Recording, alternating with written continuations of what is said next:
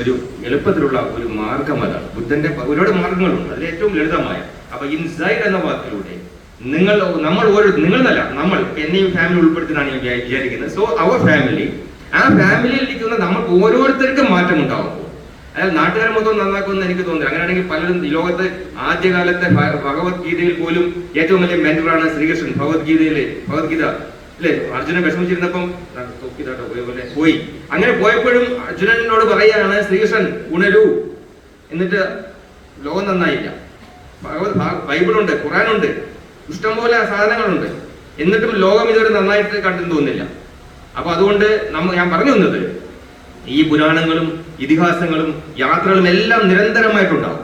പക്ഷെ അവനവനെ കണ്ടെത്തുന്നതാണ് ഇൻസൈഡ്. അപ്പൊ നിങ്ങൾ മറ്റുള്ളവർ നന്നാവുക എന്നുള്ള അപ്പുറം നാം നന്നാവുക എന്നത് വളരെ പ്രധാനപ്പെട്ട. The most important day is, ഒരു മനുഷ്യനെ സംബന്ധിച്ച് 2 പ്രധാനപ്പെട്ട ദിവസങ്ങളാണുള്ളത്.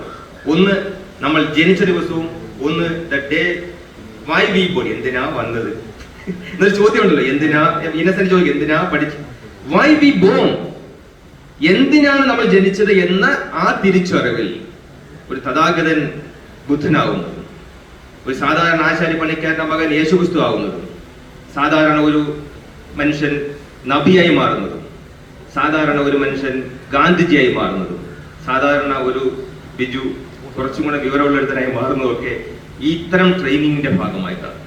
ആ ട്രെയിനിങ് മെന്റേഴ്സ് വളരെ പ്രധാനപ്പെട്ട കാര്യമാണ്. ഇനിയുള്ള കാലഘട്ടങ്ങളിൽ എല്ലാവർക്കും ആവശ്യമാണ്.